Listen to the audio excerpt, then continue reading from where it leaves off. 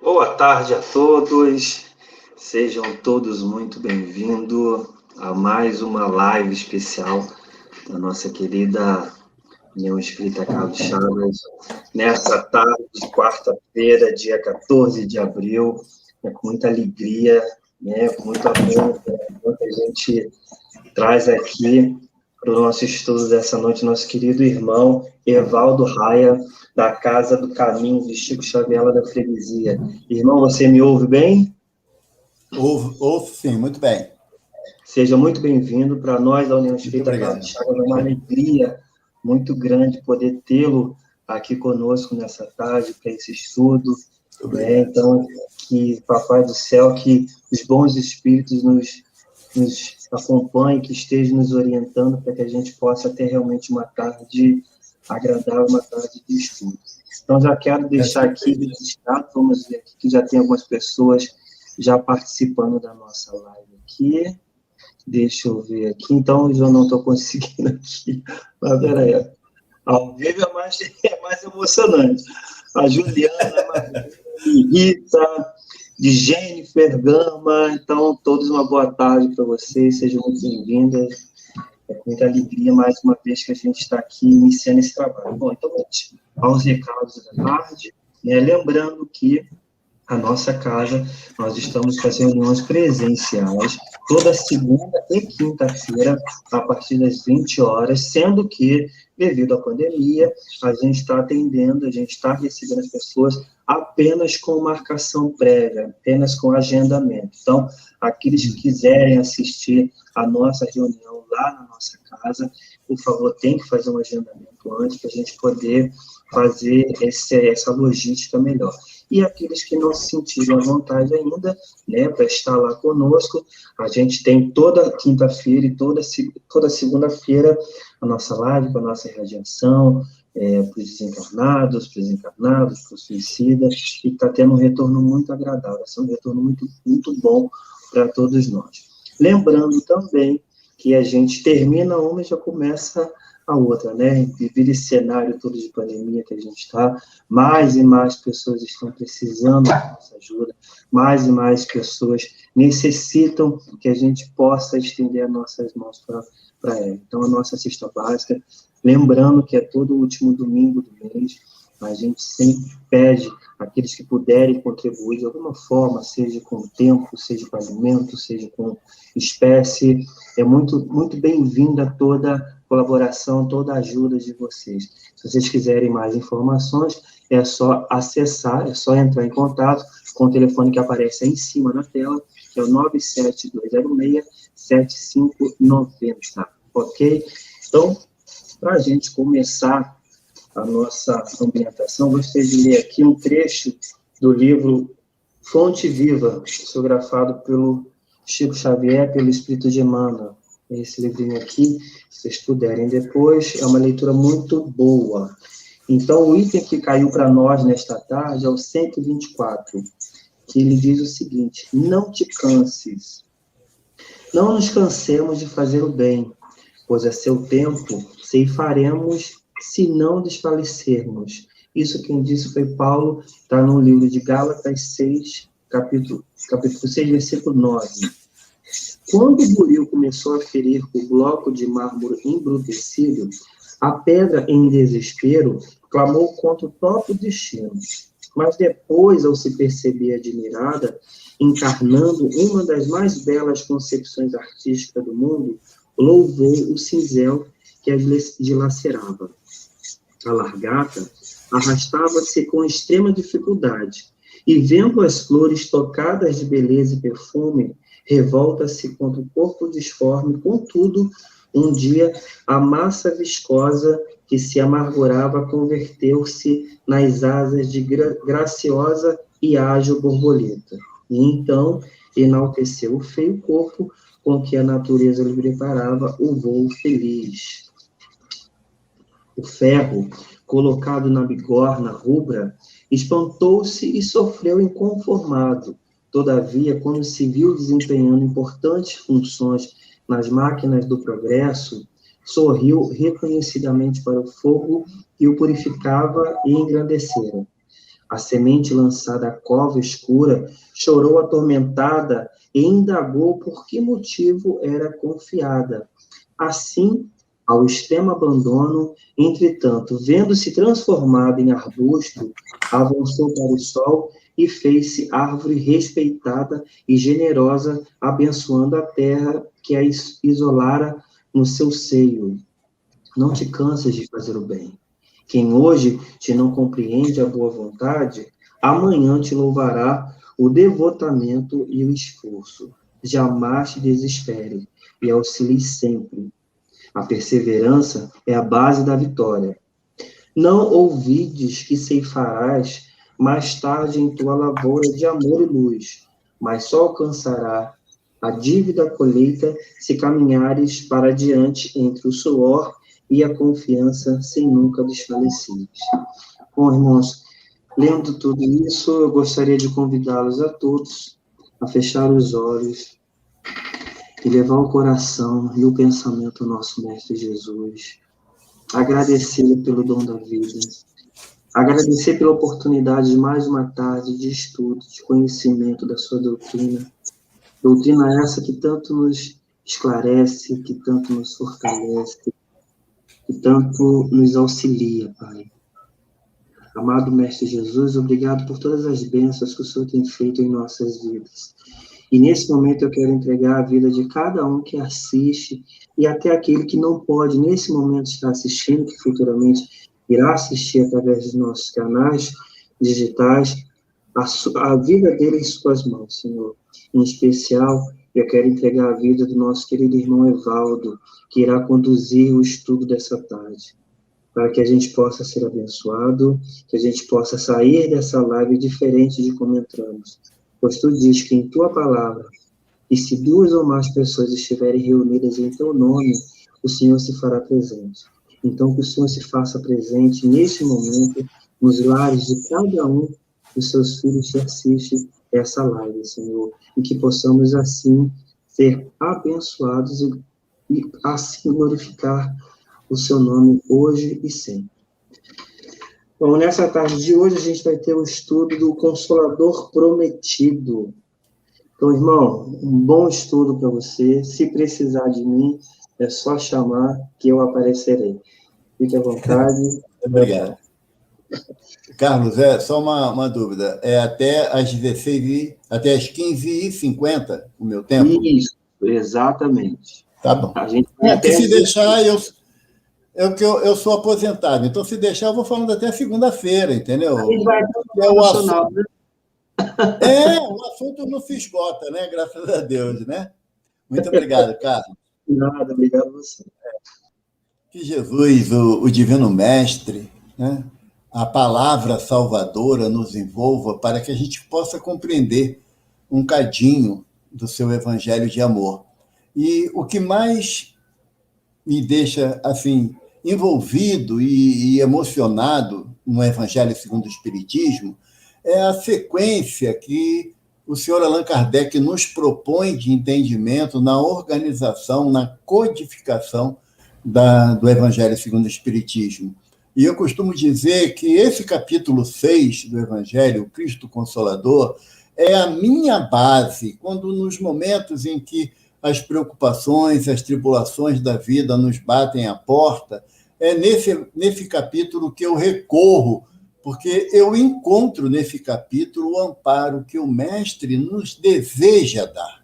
Ele nos oferece o seu amor, a sua paz, o seu consolo em todos os momentos da nossa jornada. Então, não é à toa que Kardec coloca o capítulo 5 do Evangelho, Bem-aventurados os aflitos. Depois de ele nos explicar que as aflições que nós enfrentamos na vida material, elas são necessárias em função da nossa necessidade de progresso moral, porque nós estamos num plano de prova e expiação e não existem meios de nós progredirmos, continuarmos a nossa jornada de progresso moral, ainda pelos motivos da felicidade e da alegria, não num plano de prova e expiação. Nós necessitamos passar por diversas provas e algumas expiações pela rebeldia, como nos diz Santo Agostinho no capítulo 3, que na casa do Pai há muitas moradas, ele diz que o plano de prova e expiação ele é organizado para que espíritos rebeldes ao bem ali compreendam a necessidade do progresso e da evolução. E é o nosso caso, somos espíritos ainda rebelados pela bondade da lei de Deus que não a compreendemos. E o capítulo 6 do Cristo Consolador vem nos dar essa sustentação, essa base. E no nosso caso, nós vamos analisar o item 3 e 4 do Evangelho segundo o Espiritismo, no capítulo 6, que o título é Consolador Prometido. Mas nós temos que primeiro entender o porquê desse termo Consolador Prometido. Nas anotações de João, no capítulo 14, a partir do versículo 15, Jesus coloca para a gente: se me amais, guardai os meus mandamentos, e eu rogarei a meu Pai, e ele vos enviará outro Consolador, a fim de que fique eternamente convosco, o Espírito de verdade, que o mundo não pode receber porque o não vê e absolutamente o não conhece. Mas quanto a vós, conhecê-lo-eis, porque ficará convosco e estará em vós. Porém, o Consolador, que é o Santo Espírito que meu Pai enviará em meu nome, vos ensinará todas as coisas e vos fará recordar tudo o que vos tenho dito.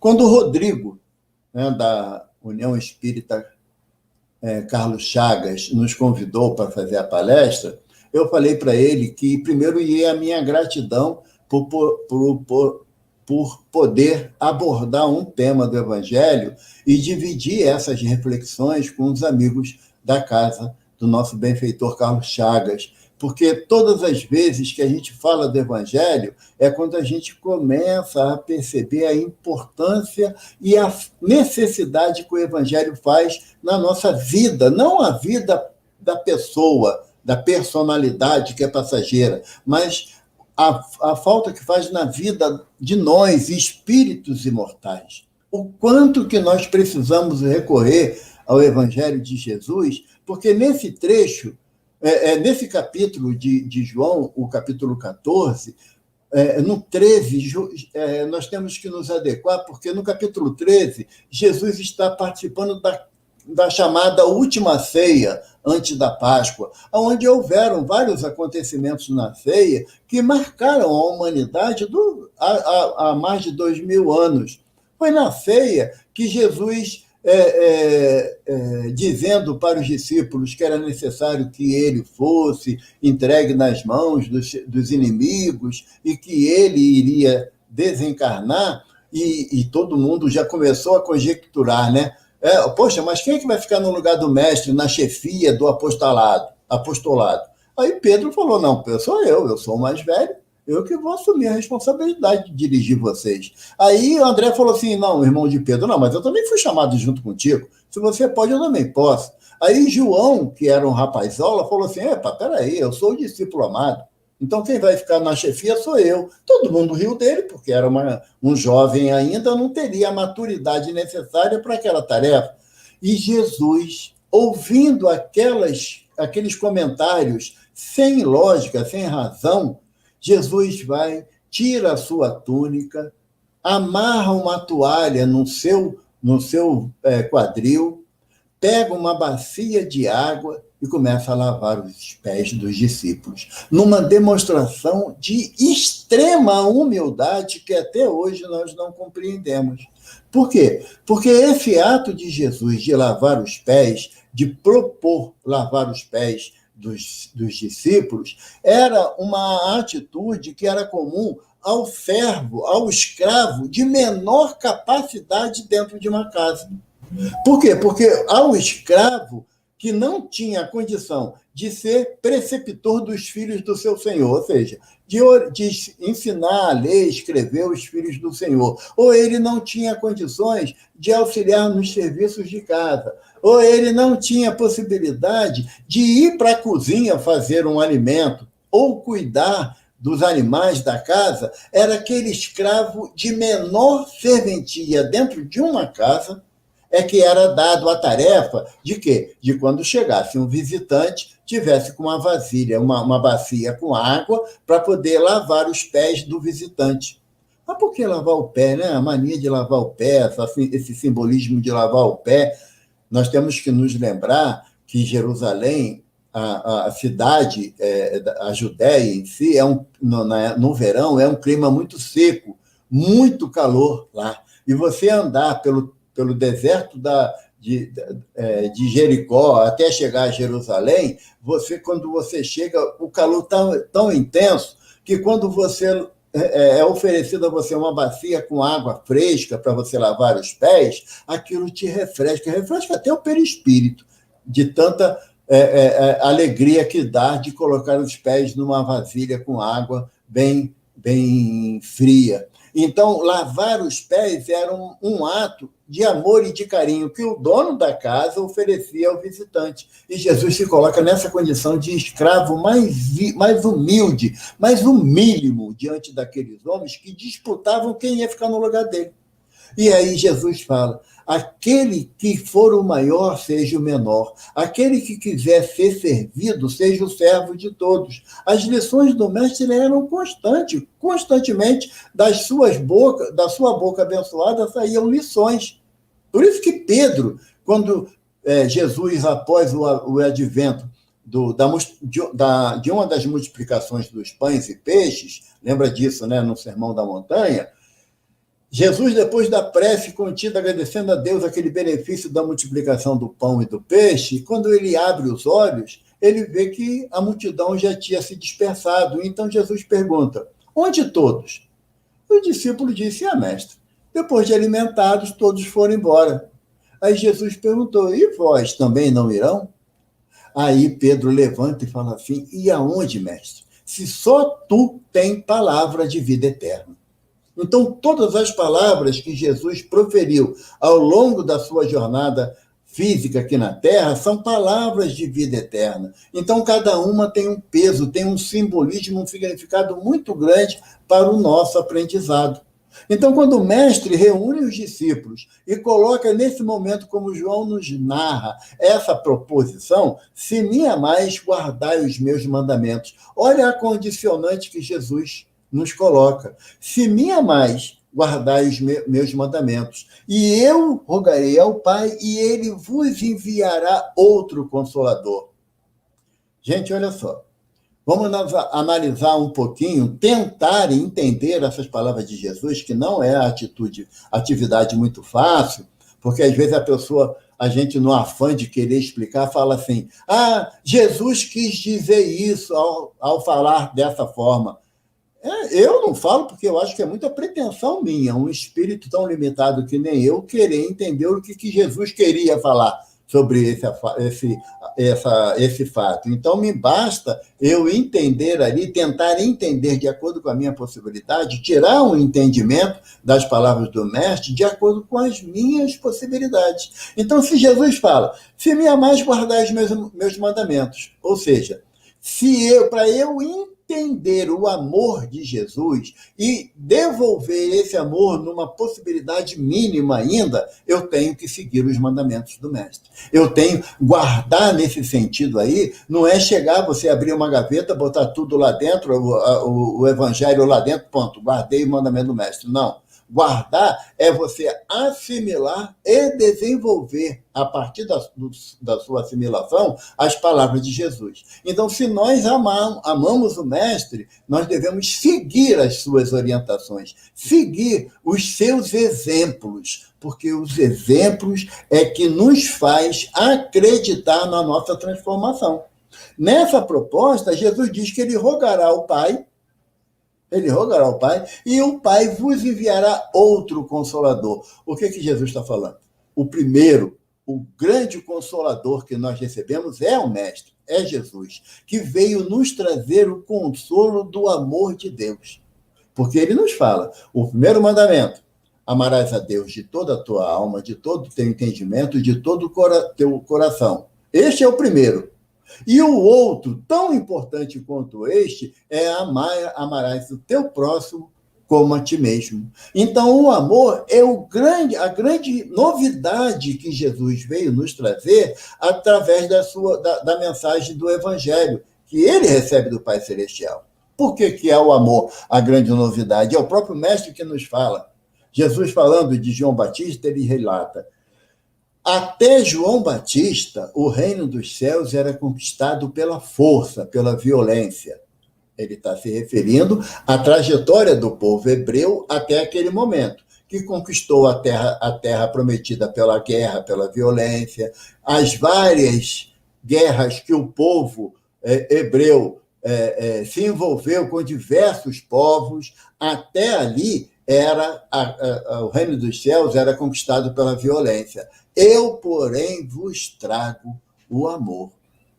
Então, Jesus, como o Consolador que Deus nos oferece, ele vem nos trazer o entendimento do amor de Deus por cada um de nós. Porque até a vinda de Jesus, Deus era um ser onipotente, onisciente, né? Mas muito distante do homem. Com Jesus, ele nos traz a figura de Abba, que em aramaico quer dizer papai.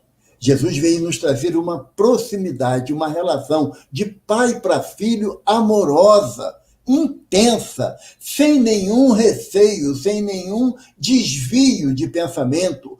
A gente podia dizer, de um aspecto material, né? É aquela conversa que nós temos com nossos pais ou os nossos filhos conosco, de olho no olho, pela confiança, pela certeza do amparo e do esclarecimento que iremos receber. Então, Jesus é o Consolador, é o grande Consolador que nós necessitávamos e que veio estar conosco. O outro Consolador, que ele diz, ele vem com a finalidade de, embora ficar eternamente conosco, mas para que nós possamos entender as palavras de Jesus, que é o primeiro Consolador, né, e fazer com que nós compreendamos melhor alguns assuntos que estavam obscuros e que novo entendimento nos seria dado. E esse outro Consolador ficaria conosco eternamente, pela eternidade afora.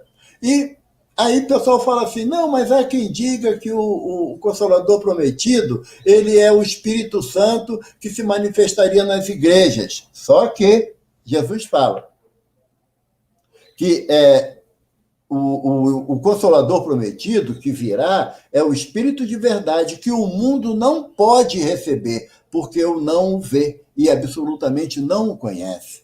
E que ele ficará convosco e vos fará lembrar tudo o que vos tenho dito.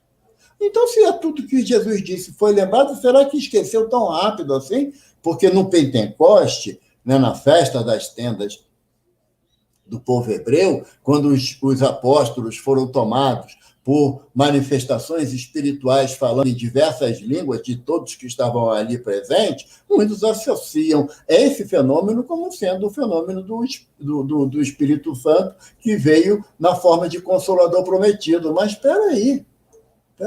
Jesus diz que ele ficaria conosco eternamente, que ele faria com que nós entendêssemos as suas palavras que nós não compreendíamos há 2000 anos atrás. E aí o advento do Espírito de verdade é que nos foi dada a possibilidade desse entendimento. Mas, Evaldo, quando é que é esse advento do Espírito de verdade? Nós temos que recorrer às obras fundamentais da codificação de Allan Kardec, que veio nos trazer essa visão do Consolador prometido. No Livro dos Espíritos, na terceira parte do Livro dos Espíritos, a título só de ilustração, o Livro dos Espíritos, ele é composto de 4 partes. A primeira parte do Livro dos Espíritos, o senhor Allan Kardec, destrinchando as orientações dos espíritos nessa primeira parte, compilou mais tarde o livro A Gênese. A segunda parte, que era a parte que se relatava da influência ou da comunicabilidade dos espíritos com o plano material, o senhor Allan Kardec compilou o Livro dos Médiuns. A terceira parte do Livro dos Espíritos, que trata das leis morais, da lei divina ou natural, ele abrangeu o entendimento do Evangelho segundo o Espiritismo. E a quarta parte, o livro Céu e Inferno, que é dos gozos e penas futuras. Então, na terceira parte do Livro dos Espíritos, da lei divina ou natural, tem um tópico que é conhecimento da lei natural. E a pergunta 621, que a maioria de nós lembramos com muita facilidade, a questão que Kardec faz aos benfeitores da humanidade quando ele questiona: onde está escrita a lei de Deus? Se os benfeitores falassem que a lei de Deus estava escrito na Bíblia, era fácil. Eu li a Bíblia todinha, decorava a Bíblia todinha e estava resolvido o meu problema em relação ao conhecimento da lei de Deus. Mas não é isso. Não é isso. Porque a Bíblia, ela é um conjunto de livros onde existe a manifestação espiritual e a interpretação dos homens que transcreveram essas informações espirituais. Então, haveria muito choque, como até hoje existe, de entendimento em várias partes da Bíblia. Em várias partes. Nós tomamos, às vezes, por simbolismo, por verdade, algo que é puramente simbólico. Puramente simbólico. Um exemplo do Antigo Testamento, a história de Jonas. Jonas, ele estava num barco e o barco estava passando por uma grande tempestade no mar, e aí descobriram que Jonas era profeta, mas não queria fazer a vontade de Deus, botaram Jonas num barco e Jonas acabou engolido por um peixe grande. É simbologia. Isso aí, não há um peixe pelo tamanho que for, que pudesse engolir um homem. Né? Aí criaram a história da baleia, que Jonas foi engolido pela baleia, mas é simbologia, tem toda uma explicação dogmática em torno dessa afirmação. Outra simbologia do Novo Testamento.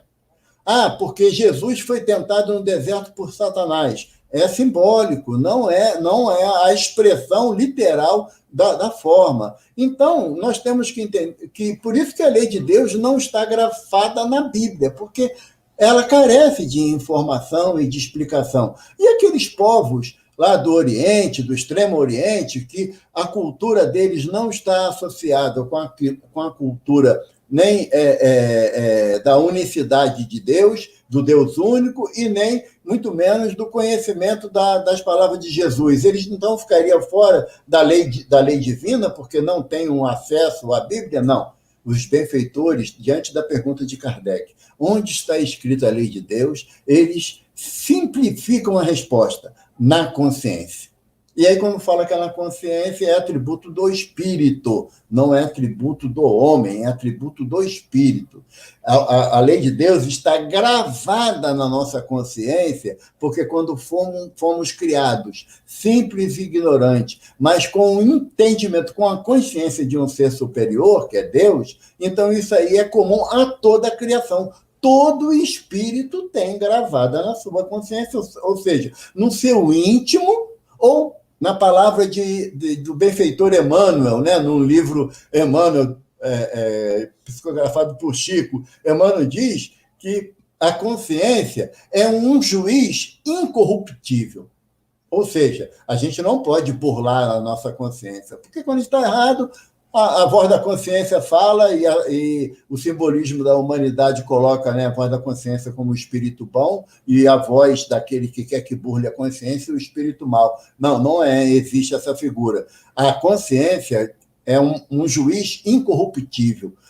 Eu cometo uma atitude, a minha consciência não me acusa. A humanidade inteira pode me acusar e eu não me abalo. Agora, eu faço algo que os amigos, aqueles que me amam, tentam justificar, mas a minha consciência me chama a responsabilidade, eu não fico sossegado. Então, a nossa consciência está gravada onde a lei de Deus. Aí, na contra-pergunta A, que é onde eu gostaria de chegar para esse esclarecimento baseado no que está no Evangelho de João, Kardec pergunta assim: visto que o homem traz em sua consciência a lei de Deus, que necessidade havia de ser ela revelada? Se a lei de Deus está na nossa consciência, por que Jesus e todos os seus emissários vieram ao longo da história da humanidade nos falar dessa lei divina? Qual a finalidade disso? Olha a resposta dos benfeitores, que nos deixa numa situação extremamente complicada. Ele, o homem, a esquecera e desprezara. Quis, então, Deus lhe fosse lembrada. O homem esqueceu a lei de Deus e desprezou os avisos da consciência.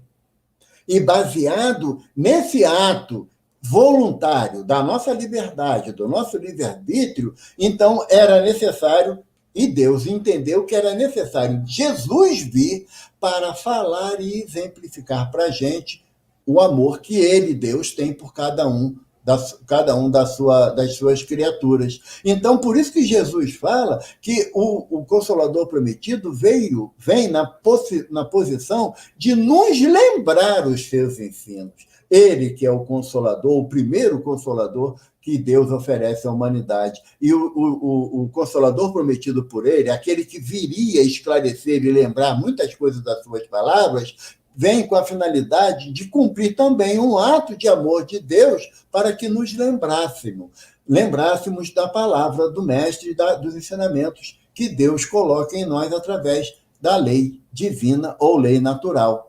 E quando nós compreendemos isso, aí começamos a modificar a nossa conduta. É por isso que o outro Consolador, como Jesus se refere, ficaria conosco pela eternidade afora. Agora, será que nós cumprimos a primeira etapa da proposta de Jesus? Será que nós o amamos a ponto de ele intervir junto a Deus para que viesse o outro Consolador? Eu respondo por mim, eu sei que não. A minha parte, o meu dever de casa ainda está por fazer. Eu ainda não fiz o meu dever de casa. Então, se dependesse apenas de Evaldo, eu sinto informar a vocês, não teríamos a terceira revelação e nem o Espiritismo como um Consolador prometido. Não teria. Mas, pela bondade infinita do Pai Celestial, não repousa nas costas de um único homem tal responsabilidade. Nós vimos que após o advento da crucificação do Mestre e a sua materialização 3 dias depois, e a continuidade da sua obra, milhares de espíritos, impossível de nominá-los, mas milhares de espíritos vieram dando prova do amor que tem a Jesus e o quanto que exercitaram a guarda ou a aplicação das suas palavras, dos seus ensinamentos. Quantos espíritos que a gente pode falar da história da humanidade, os grandes mártires do cristianismo, que ofereceram condições ao Divino Mestre de intervir junto ao Pai Celestial para que o Consolador prometido viesse. E olha que nós estamos, ao longo desses 2000 anos que se passaram do advento do Mestre no plano físico, nós estamos sendo ofertado a gente a oportunidade desse entendimento. Eu fui lá buscar no livro Brasil, Coração do Mundo, Pátria do Evangelho, do nosso benfeitor Humberto de Campos, através da mediunidade abençoada de Chico Xavier, no início do livro, no primeiro capítulo do livro. E se vocês me permitem, eu vou dar uma leitura aqui, é um trecho pequeno, mas que a gente possa entender o que Jesus falou lá atrás em relação a se me amais e guardais os meus mandamentos, eu rogarei ao Pai e enviará outro Consolador, e o momento em que a humanidade se estabeleceu ao longo da sua jornada de 2000 anos, do primeiro século do cristianismo até os dias de hoje. Está anotado assim por Humberto de Campos. O mundo político e social do Ocidente encontra-se exausto. Desde as pregações de Pedro, o eremita, até a morte do rei Luís IX, diante de Tunis, acontecimento que colocara um dos derradeiros marcos nas guerras das cruzadas, as sombras da Idade Medieval confundiram as lições do Evangelho, ensanguentando todas as bandeiras do mundo cristão. Foi após essa época, no último quartel do século XIV, 1370, por aí, que o Senhor desejou realizar uma de suas visitas periódicas à Terra a fim de observar os progressos da sua doutrina e seus exemplos no coração dos homens. Aí Jesus fala assim para Eliu, Eliu, disse a voz suave e meiga do mestre, a um de os seus mensageiros encarregado dos problemas sociológicos da terra. Meu coração se enche de profunda amargura, vendo a incompreensão dos homens no que se refere às lições do meu evangelho.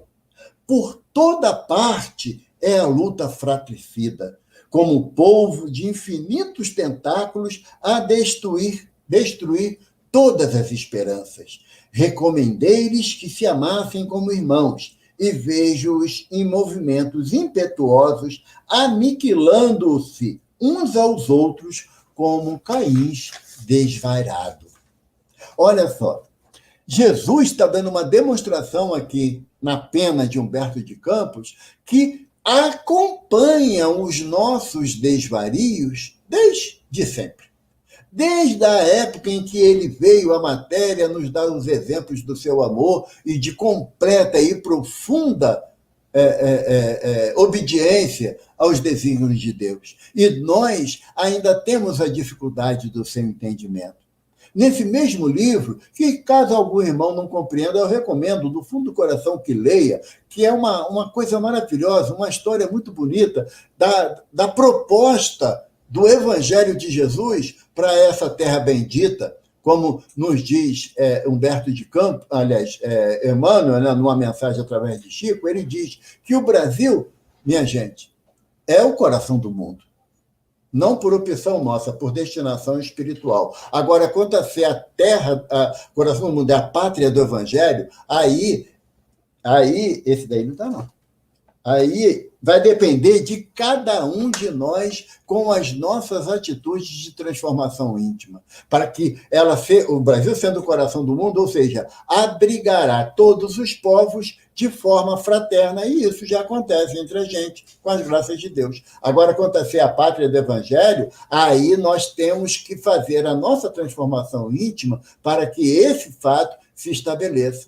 O senhor Allan Kardec nos coloca de forma bem explícita a responsabilidade de todos nós diante das informações que o Consolador prometido por Jesus, que é a terceira revelação, ele veio nos trazer do entendimento daquilo que o Mestre nos deixou gravado há tantos séculos passados. Todos nós temos a possibilidade, diante das nossas aflições, das nossas dificuldades, das nossas dores, nós encontrarmos no Evangelho de Jesus a proposta de renovação, a proposta de transformação íntima, com a página lida no início da nossa conversa, que não existe meios de modificarmos nada na natureza sem a necessidade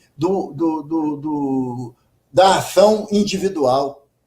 Da transformação, a transformação é necessária e não quer dizer que a transformação seja feita baseada num sentimento de normalidade ou de casualidade. Não!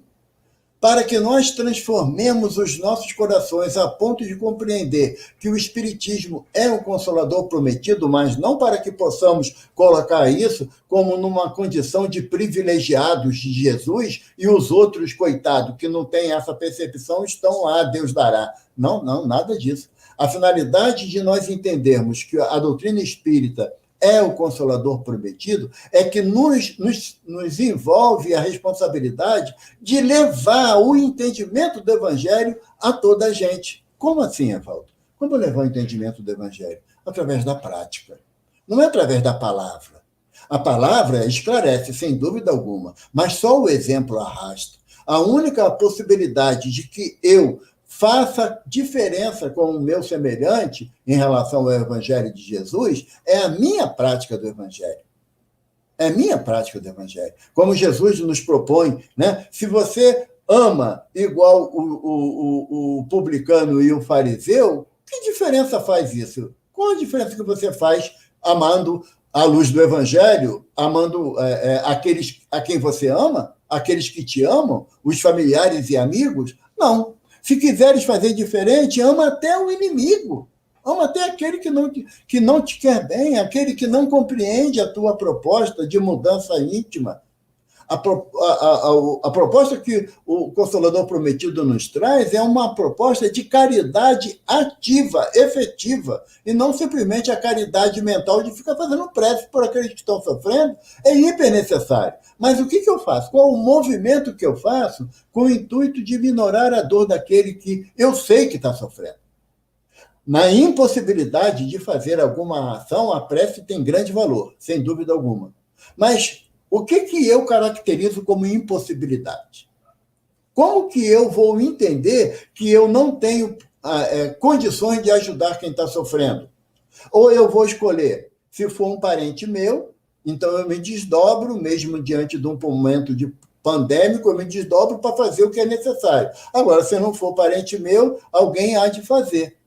A diferença que nós, espíritas, somos chamados a fazer na sociedade que estamos inseridos é aplicar o Evangelho de Jesus em nossas vidas. Aí nós iremos iniciar o que João nos propõe, representando a palavra do Mestre. Aí nós vamos provar intimamente que o nosso amor a Jesus é algo que transcende a nossa compreensão, ainda porque vemos exemplos de tantos irmãos que viveram a sua existência no amor ao próximo de uma forma tão intensa.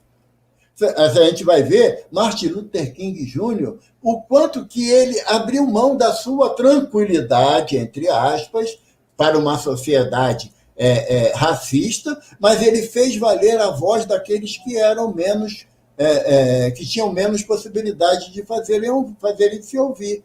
Se nós fôssemos ficar num cômodo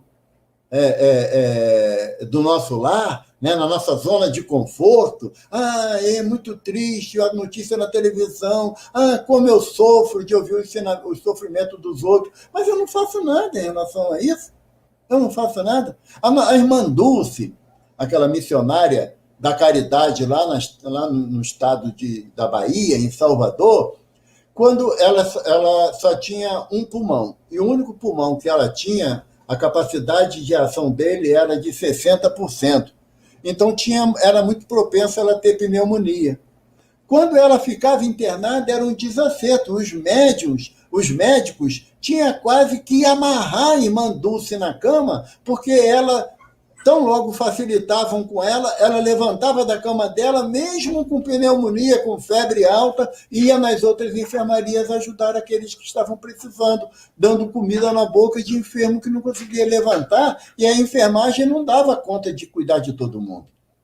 Todos nós temos, dentro das nossas possibilidades, um momento de ser útil, de ajudar o semelhante, de fazer pelo próximo aquilo que Jesus faz por toda a humanidade. E não ficarmos estabelecendo norma e regra. Esse merece, aquele não merece. Porque Jesus nos alerta que Deus faz com que o sol brilhe para o justo e injusto. A chuva cai sobre o bom e o mal. Se Deus não faz distinção quanto àquele que está na necessidade, também aqueles que se dizem seguidores da terceira revelação não devem fazer diferença, não devem fazer escolha, devem se propor a ajudar na mesma intensidade que é ajudado, porque, afinal, nós temos que provar a Jesus que o amamos. E amar a Jesus não é de boca para fora. Amar a Jesus é seguir os seus exemplos, é fazer tal qual a ele. Jesus, né, após a cena da ceia, da última ceia, o mestre, diante dos discípulos, pergunta aos discípulos: vocês creem em Deus? E os discípulos, né, a uma só voz: cremos, Senhor, cremos em Deus de Abraão, de Jacó e de Isaac. Aí Jesus fala assim: Satanás também. Fazei a vontade de Deus que os diferenciará do opositor. Então, quando a gente fala assim, eu amo a Jesus, cuidado com as palavras. Cuidado. Porque para amar Jesus, temos que fazer a vontade dele. Temos que seguir o seu exemplo, senão será discurso vazio. Será como Paulo nos fala na carta aos Coríntios, no capítulo 13, sabe? Se eu serei como um símbolo que retine. Se eu não tiver amor nas minhas ações para o próximo e para comigo mesmo, se eu não tiver amor, eu serei como um símbolo que ressoa. Só vou fazer barulho, mas não vou informar, não vou esclarecer nada. Kardec pergunta aos benfeitores qual é o sentido de caridade, como Jesus entendia a caridade. Aí os benfeitores respondem que a maioria dos espíritas conhece o símbolo do BIP, benevolência para com todos, indulgência para com os erros do semelhante e perdão incondicional. Será que nós já estamos em condições de exercer essas 3 opções? Benevolência, indulgência e perdão? Se nós conseguirmos fazer isso, nós vamos amar Jesus. E se amamos Jesus, estamos em condições de receber no nosso íntimo, no nosso coração, o Consolador prometido. Aquele que veio restaurar tudo que o Mestre disse e nos fazer entender tudo aquilo que a terceira revelação nos traz.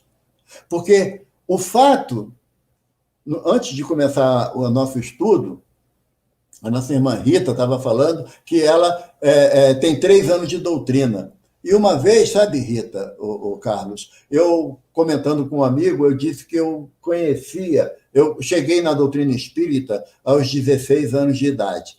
Estou com 62, então 46 anos dentro da doutrina espírita. E intimamente, aquela vozinha da consciência que os espíritos dizem, que está a lei de Deus, me questionou assim, você está 46 anos dentro da doutrina, e quantos anos a doutrina está dentro de você? E é uma pergunta que só eu posso responder, mas não pelas minhas palavras, pelas minhas atitudes. Então, acolher o Consolador, primeiro temos que saber qual é a nossa responsabilidade nessa parte. Entender que o Consolador é a terceira revelação, que veio nos trazer as informações maravilhosas que nós encontramos nas obras de Kardec, porque se nós queremos ser espíritas, nós temos que estudar Kardec. Kardec, que é o codificador da doutrina espírita. Porque Emmanuel fala para Chico, se eu ensinar alguma coisa que contrarie o Evangelho ou Kardec, fique com eles e me abandone. Por que Emmanuel fala isso para Chico? Porque a essência da codificação são as obras de Kardec. Então, temos que estudar o Livro dos Espíritos, o Livro dos Médiuns, Evangelho segundo o Espiritismo, o Céu e o Inferno e a Gênese. Não estou nem falando da Revista Espírita, nem do livro O que é o Espiritismo e do livro A Viagem Espírita de 1862.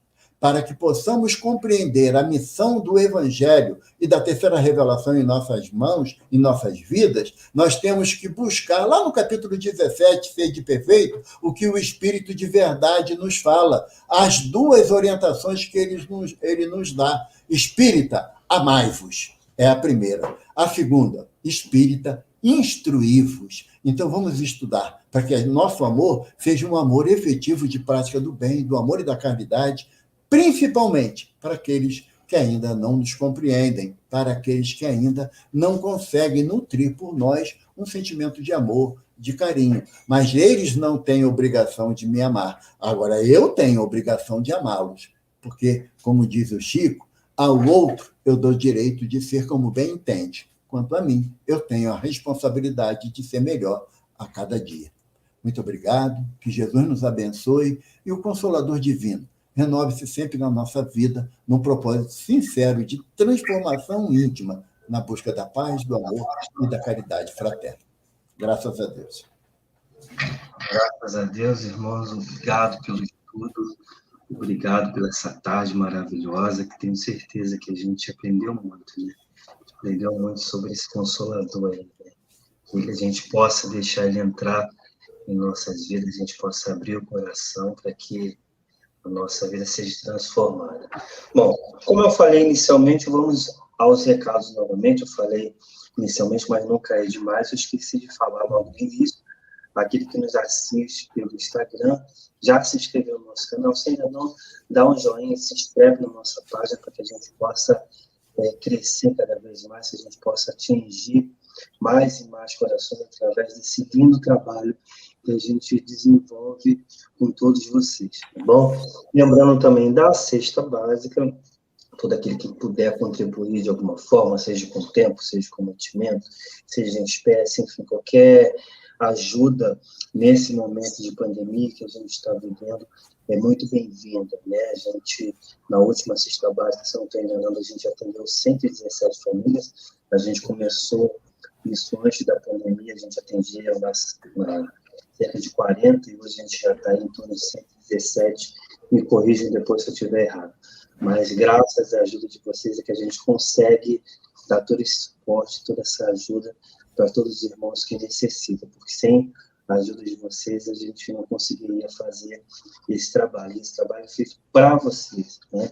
Esse trabalho de divulgação, as lives que a gente apresenta toda quarta-feira às 15 horas, as palestras que a gente apresenta na nossa casa, às segundas e às quintas-feiras, a partir das 20 horas, todos vocês já estão convidados, sendo que, nesse momento, como eu falei lá atrás, a gente precisa que seja agendado, a gente precisa que seja feito previamente um agendamento para que possa estar lá conosco. Aqueles que não sentirem a vontade ainda, a gente vai continuar transmitindo as palestras através do nosso canal no YouTube.